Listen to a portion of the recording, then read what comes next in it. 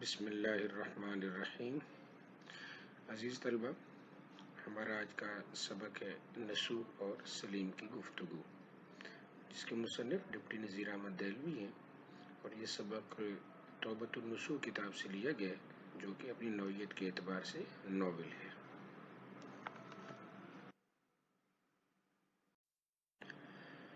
Deputy Nazir Ahmad Dehlavi, پیدائش کا سال ہے 1831 1831، اور ان کا جو سال وفات ہے وہ ہے 1912 1912۔ نذیر احمد دہلوی ضلع بجنور میں پیدا ہوئے۔ والد کا نام مولوی سعادت علی تھا۔ ابتدائی تعلیم والد سے حاصل کرنے کے بعد دلی آ گئے، جہاں مولوی عبدالخالق کے شاگرد ہوئے۔ بعد میں دلی کالج میں داخلہ لیا۔ وہاں سے فارغ التحصیل ہونے کے بعد عملی زندگی کا آغاز کنجاہ ضلع گجرات میں ایک اسکول میں مدرس کی حیثیت سے کیا۔ تھوڑے دنوں بعد ڈپٹی انسپکٹر مدارس مقرر ہوئے۔ 1861 میں انڈین پینل کوڈ کے ترجمے کی وجہ سے پہلے تحصیلدار اور بعد میں افسر بندوبست بنے۔ سر سالار جنگ کی ایما پر انگریزی ملازمت چھوڑ کر حیدرآباد دکن کی ملازمت اختیار کی۔ حیدرآباد دکن ایک الگ اسٹیٹ تھی سب کانٹیننٹ میں۔ ایک عرصے تک وہاں خدمت انجام دینے کے بعد ملازمت چھوڑ کر دلی آ گئے اور بقیہ زندگی یہیں گزاری۔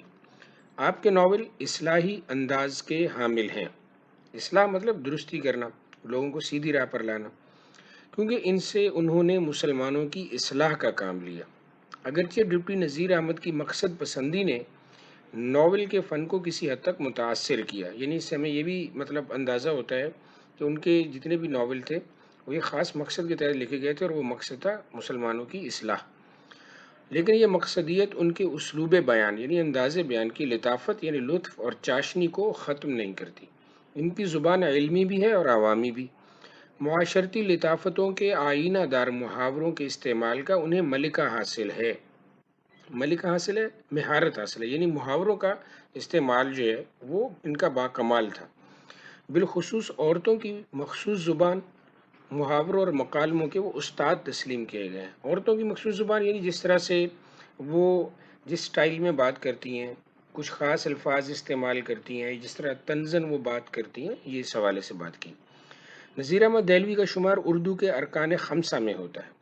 ارکان خمسہ یعنی 5 ارکان، یعنی 5 بڑے نام ہیں جن کی وجہ سے اردو جو ہے اس نے نہ صرف اپنی پہچان بنائی بلکہ فیمس ہوئی، مشہور ہوئی، اور پورے سب کانٹیننٹ میں وہ علمی شکل میں آ گئی۔ ان میں جو اس کے سرخیل ہیں وہ سر سید احمد خان ہیں، پھر اس کے بعد ڈپٹی نذیر احمد دہلوی صاحب ہیں، مولانا شبلی نعمانی ہیں، مولانا محمد حسین آزاد ہیں، اس کے علاوہ بھی ایک صاحب ہیں۔ آپ اردو کے پہلے ناول نگار ہیں، یعنی اردو میں ناول نگاری کا آغاز انہوں نے کیا ڈپٹی نذیر احمد نے۔ اور جیسا کہ آپ جانتے ہیں کہ ناول ایک طویل کہانی ہوتی ہے، جبکہ افسانہ جو ہے ایک مختصر کہانی ہوتی ہے۔ آپ کے ناولوں میں مرۃ العروس، بنات النعش، توبۃ النصوح، فسانہ مبتلا اور ابن الوقت زیادہ اہم ہیں۔ آپ کی پہچان کے لیے کچھ 2-3 کتابوں کی تصاویر جو ہیں وہ یہاں پہ لی گئی ہیں۔ ان میں جو توبۃ النصوح ہے یہ وہ ناول ہے جس سے یہ سبق ہمارا لیا گیا ہے، جس کا نام ہے نسو اور سلیم کی گفتگو۔ سب سے پہلے ہم سبق کے جو تدریسی مقاصد ہیں ہم ان کو پڑھیں گے، اور پھر ان کا جو سبق کا پس منظر ہے، بیک گراؤنڈ ہے، جو نیچے تعارف کے نام سے لکھا ہوا ہے، سب سے پہلے ہم اس کو دیکھیں گے۔ یعنی یہ 2 چیزیں پہلے ہم پڑھیں گے۔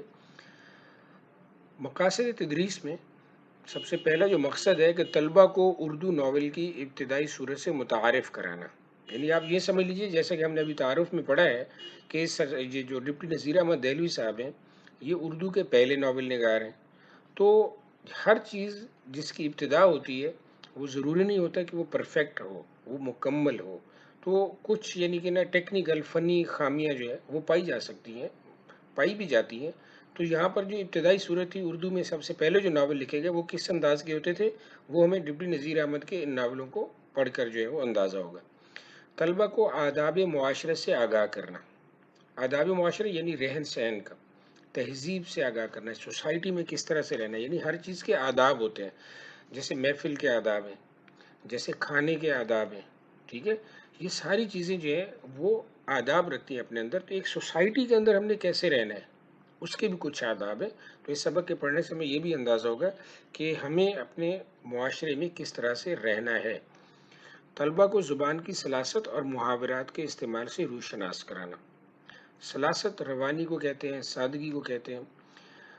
اور محاورہ جیسا کہ آپ جانتے ہیں کہ دو یا دو سے زیادہ الفاظ کا ایسا مجموعہ ہوتا ہے جو اپنے اصلی معنوں میں استعمال نہیں ہوتا. تو وہ ڈپٹی صاحب نے کس طرح سے محاورات کا استعمال کیا، ہمیں اس سبق کے پڑھنے سے اس کا بھی اندازہ ہوگا.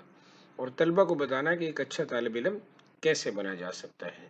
یعنی ایک اچھا طالب علم کیسے بنا جا سکتا ہے، مطلب وہ کس طرح سے اپنے آپ کو ایک بہتر طالب علم بنا سکتا ہے. یہ سبق کے پڑھنے سے ہمیں اندازہ ہوگا. تو سب سے پہلے ہم یہ ذرا اس کا بیک گراؤنڈ پڑھ لیتے ہیں. دلی میں ایک سال ہیضے کی سخت وبا آئی، یعنی ہیضے کی بیماری آئی. اور یہ وبا مطلب وہی بیماری ہوتی ہے جس طرح ابھی آج کل جو ہے وہ کووڈ-19 کرونا کی وبا چل رہی ہے کہ آگے سے آگے پھیلتی چلی جاتی ہے. نسو بھی دیگر افراد کی طرح ہیضے میں مبتلا ہوا اور سمجھا کہ موت قریب ہے. مایوسی کے عالم میں اسے عاقبت کی فکر ہوئی، عاقبت مطلب آخرت کی فکر ہوئی کہ میرا قیامت والے دن میرا بنے گا کیا. ڈاکٹر نے اسے خواب آور دوا دی. خواب آور دوا دی یعنی نیند کی دوا دی، تو وہ سو گیا. خواب میں اس نے مرنے کے بعد عاقبت کے دل دہلا دینے والے مناظر دیکھے. یعنی آخرت کے اس نے مناظر دیکھے کہ کس طرح سے جو ہے وہ قیامت لگی ہوئی ہے اور اللہ تعالیٰ جو ہے حساب کتاب لے رہے ہیں. تو وہ ہڑبڑا کر اٹھ بیٹھ گھبرا کر اٹھ گیا. خواب سے بیدار ہو کر نسو کو اپنی اور اپنے خاندان کی بے مقصد زندگی پر افسوس ہوا. اس نے گزشتہ زندگی کی تلافی کا عہد کر کے، تلافی ہوتا ہے نقصان پورا کرنا، یعنی جتنی اس نے گزری ہوئی زندگی بیکار جو ہے وہ گزاری ہے، اس کا نقصان پورا کرنے کا وعدہ کیا خود سے. اپنی بیوی فہمیدہ کو خاندان کی اصلاح کے لیے اپنا مددگار بنایا، یعنی سب سے پہلے اپنی بیوی کو اپنا ہم خیال بنایا. اسی سلسلے میں ایک روز اپنے بیٹے سلیم کو بالا خانے پر صبح کے وقت بیدارہ کے ذریعے بلا بھیجا. بیدارہ کون ہے؟ یہ ان کی ملازمہ کا نام ہے. جب ہم سبق پڑھتے ہیں آج تو میاں بیوی میں یہ قول قرار ہوا. میاں بیوی مطلب میاں یعنی نسو اور بیوی جس کا نام ابھی ہم نے تعارف میں پڑھا ہے فہمیدہ. قول قرار ہوا یعنی وعدہ ہوا. اگلے دن چھوٹا بیٹا سلیم ابھی سو کر نہیں اٹھا تھا کہ بیدارہ نے آ جگایا کہ صاحبزادے اٹھیے، بالا خانے پر میاں بلاتے ہیں. بالا خانہ یعنی بالائی کمرہ، اوپر والا کمرہ. میاں مطلب میاں سے مراد یہاں پہ نسو. سلیم کی عمر اس وقت کچھ کم 10 برس کی تھی. سلیم نے جو طلب کی خبر سنی گھبرا کر اٹھ کھڑا ہوا اور جلدی سے ہاتھ منہ دھو ماں سے آ کر پوچھنے لگا، اماں جان تم کو معلوم ہے ابا جان نے کیوں بلایا ہے؟ ماں مجھے کچھ خبر نہیں ہے. کچھ خفا تو نہیں ہے؟ ابھی تو کوٹھے پر سے نہیں اترے، یعنی چھت پر سے، اوپر والے کمرے سے. بیدارہ تجھ کو کچھ معلوم ہے؟ میاں میں اوپر لوٹا لینے گئی تھی. میاں اکیلے بیٹھے ہوئے کتاب پڑھ رہے تھے. میں آنے لگی تو میاں نے آپ کا نام لیا اور کہا کہ ان کو بھیج دیجیے.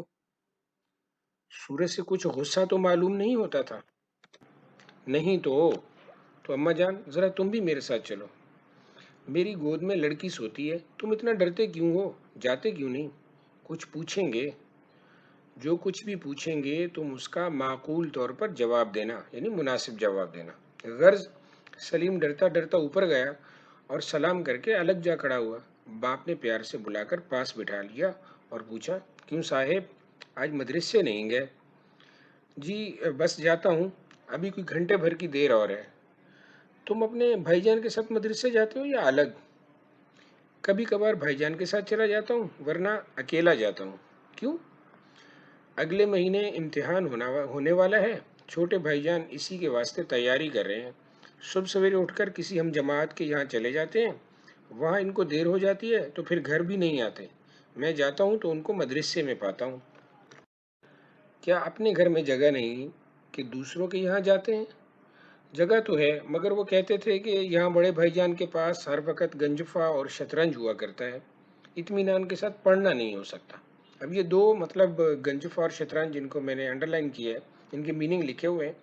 گنجفہ ایک قسم کا کھیل ہے جس میں 96 یعنی 96 گول پتے اور 3 کھلاڑی ہوتے ہیں. یہ اس کی جو لیفٹ سائڈ میں دیکھیں میں نے تصویر بھی لگا دی ہے آپ کی آسانی کے لیے، سمجھ کے لیے. اور شطرنج کامن ہے، آپ جانتے ہیں یہ کھیل ہے جس میں 64 یعنی 64 جو ہیں وہ خانے ہوتے ہیں اور اس کے 32 مورے ہوتے ہیں۔ اچھا باپ، تم بھی شطرنج کھیلنی جانتے ہو؟ مورے پہچانتا ہوں، چالیں جانتا ہوں، مگر کبھی خود کھیلنے کا اتفاق نہیں ہوا۔ مگر زیادہ دنوں تک دیکھتے دیکھتے یقین ہے تم بھی کھیلنے لگے ہوئے۔ شاید مجھ کو عمر بھر بھی شطرنج کھیلنی نہ آئے گی۔ کیوں؟ کیا ایسی مشکل ہے؟ مشکل ہو یا نہ ہو، میرا جی نہیں لگتا، یعنی مجھے پسند ہی نہیں ہے، دل ہی نہیں لگتا میرا۔ سبب یعنی وجہ، میں پسند نہیں کرتا۔ باپ، چونکہ مشکل ہے، اکثر مبتدی گھبرایا کرتے ہیں۔ مبتدی یعنی جو ابتدائی سیکھ رہا ہو یا نا تجربہ کار ہو۔ مجھ کو یقین ہے کہ گنجفا میں تمہاری طبیعت خوب لگتی ہوگی، وہ بنسبت شطرنج کے بہت آسان ہے۔ ہاں، شطرنج کی نسبت کر گنجفا کو زیادہ ناپسند کرتا ہوں۔ ہاں، شطرنج میں طبیعت پر زور پڑتا ہے اور گنجفا میں حافظے پر۔ میری ناپسندیدگی کا کچھ خاص کر یہی سبب نہیں ہے، بلکہ مجھ کو سارے کھیل برے معلوم ہوتے ہیں۔ باپ، تمہاری اس بات سے مجھ کو تعجب ہوتا ہے، یعنی حیرت ہوتی ہے، اور میں تم سے تمہاری ناپسندیدگی کا اصل سبب جاننا چاہتا ہوں۔ یعنی تم بنی باپ یہ کہتا ہے کہ میں جاننا چاہتا ہوں کہ تمہیں یہ سارے کھیل کیوں ناپسند ہیں۔ کیونکہ شاید اب سے 5-6 مہینے پہلے جن دنوں میں باہر کے مکان میں بیٹھا کرتا تھا، میں خود تم کو ہر طرح کے کھیلوں میں نہایت شوق کے ساتھ شریک ہوتے دیکھا تھا۔ آپ درست فرماتے ہیں، میں ہمیشہ کھیل کے پیچھے دیوانہ بنا رہتا تھا، مگر اب تو مجھ کو ایک دلی نفرت ہو گئی ہے۔ آخر اس کا کوئی سبب خاص ہوگا؟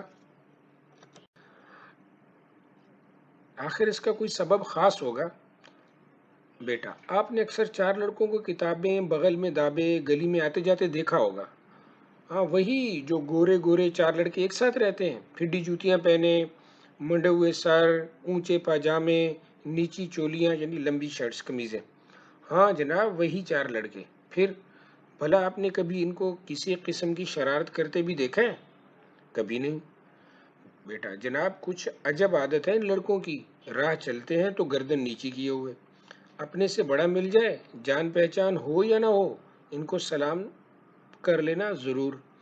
کئی برس سے اس محلے میں رہتے ہیں، مگر کانوں کان خبر نہیں، یعنی کسی کو پتہ ہی نہیں ہے۔ محلے میں کوڑیوں لڑکے بھرے پڑے ہیں، لیکن ان کو کسی سے کچھ واسطہ نہیں، یعنی طرح طرح کے لڑکے ہیں، ہر طرح کے، لیکن یہ کسی سے ان کا کوئی تعلق واسطہ نہیں ہے۔ آپس میں اوپر تلے کے چاروں بھائی ہیں، نہ کبھی لڑتے، نہ کبھی جھگڑتے، نہ گالی بکتے، نہ قسم کھاتے، نہ جھوٹ بولتے، نہ کسی کو چھیڑتے، نہ کسی پر آوازہ کستے، یعنی مذاق اڑاتے۔ ہمارے مدرسے میں پڑھتے ہیں، وہاں بھی ان کا یہی حال ہے۔ کبھی کسی نے ان کی جھوٹی شکایت بھی تو نہیں کی۔ 1:30 بجے 1 گھنٹے کی چھٹی ہوا کرتی ہے، لڑکے کھیل کود میں لگ جاتے ہیں اور یہ چاروں بھائی ایک پاس کی مسجد میں نماز پڑھنے چلے جاتے ہیں۔ بھلا پھر منجلا لڑکا میرا ہم جماعت ہے، منجلا مطلب درمیانہ، بڑے سے چھوٹا، چھوٹے سے بڑا۔ ایک دن میرا آموختہ یاد نہ تھا، یعنی سبق جو اسکول کا تھا وہ یاد نہ تھا۔ مولوی صاحب نہایت ناخوش ہوئے، یعنی ناراض ہوئے، اور اس کی طرف اشارہ کر کے مجھ سے فرمایا کہ کم بخت، گھر سے گھر ملا ہے، اسی کے پاس جا کر یاد کر لیا کر۔ میں نے جو پوچھا کیوں صاحب، یاد کرا دیا کرو گے؟ تو بولا بس سرو چشم، یعنی ویلکم، کیوں نہیں۔ غرض میں اگلے دن ان کے گھر گیا، آواز دی، انہوں نے مجھ کو اندر بلا لیا۔ دیکھا کہ ایک بہت بوڑھی سی عورت تخت پر جائے نماز بچھائے قبلہ رو بیٹھی ہوئی کچھ پڑھ رہی ہیں۔ وہ ان لڑکوں کی نانی ہیں، لوگ ان کو حضرت بھی کہتے ہیں۔ میں سیدھا سامنے دالان میں اپنے ہم جماعت کے پاس جا بیٹھا۔ جب حضرت بھی اپنے پڑھنے سے فارغ ہوئیں تو انہوں نے مجھ سے کہا کہ بیٹا، گو تم نے مجھ کو سلام نہیں کیا، لیکن ضرور ہے کہ میں تم کو دعا دوں، جیتے رہو، عمر دراز ہو، یعنی زندگی لمبی ہو، خدا نیک ہدایت دے۔ ان کا یہ کہنا تھا کہ میں غیرت کے مارے زمین میں گڑ گیا، یعنی بہت شرمندہ ہوا، اور فوراً میں نے اٹھ کر نہایت ادب کے ساتھ سلام عرض کیا۔ تب حضرت بی نے فرمایا، بیٹا برا مت ماننا، یہ بھلے مانسوں کا دستور ہے کہ اپنے سے جو بڑا ہوتا ہے اس کو سلام کر لیا کرتے ہیں، اور میں تم کو نہ ٹوکتی، لیکن چونکہ تم میرے بچوں کے ساتھ اٹھتے بیٹھتے ہو، اس سبب سے مجھ کو جتا دینا ضرور تھا۔ اس کے بعد حضرت بی نے مجھ کو مٹھائی دی اور بڑا اصرار کر کے کھلائی۔ مدتوں میں ان کے گھر جاتا رہا۔ حضرت بی بی مجھ کو اپنے نواسوں کی طرح چاہنے اور پیار کرنے لگی اور مجھ کو ہمیشہ نصیحت کیا کرتی تھی۔ تبھی سے میرا دل تمام کھیل کی باتوں سے کھٹا ہو گیا، یعنی ہر قسم کے کھیل جو ہے وہ مجھے مطلب برے لگنے لگے، اچھے نہیں لگے، میں مطلب ان سے بور ہو گیا۔ اب یہ دیکھیں، جب ہم مقاصد تدریس پڑھ رہے تھے تو اس میں یہ لکھا تھا کہ آداب معاشرت کیا ہیں۔ تو آداب معاشرت یہی ہیں کہ وہ چاروں لڑکوں کی مثال دے کر سمجھائی گئی ہے کہ کس طرح سے وہ چاروں لڑکے جو ہیں وہ بڑے تہذیب اور تمیز کے ساتھ رہتے ہیں، نہ کسی سے لڑائی جھگڑا کرتے ہیں، نہ گالم گلوچ کرتے ہیں، نہ کسی سے مذاق کرتے ہیں، اپنے کام سے کام رکھتے ہیں، نماز کی پابندی کرتے ہیں۔ تو یہی اصل چیز ہے جو ہمارے سیکھنے کی ہے۔ یہی جو ہم نے پڑھا ہے کہ اصلاحی ناول ہے، تو مطلب اصلاح یہی ہے کہ ہم نے اپنے آپ کو بدلنا ہے، اپنی اصلاح کرنی ہے۔ ٹھیک ہے جی، اوکے۔ تو یہ ہمارا جو سبق ہے یہ ختم ہوا ہے، اور یہ اس کتاب سے لیا گیا، اس کا نام ہے توبۃ النصوح۔ ٹھیک ہے جی، اوکے۔ تو امید ہے کہ آپ نے اس چینل کو ضرور سبسکرائب کیا ہوگا۔ اس کو لائک کریں، اس کو اپنے دوستوں کے ساتھ شیئر کریں تاکہ وہ بھی اس سے زیادہ سے زیادہ استفادہ کر سکیں۔ اوکے، اللہ حافظ۔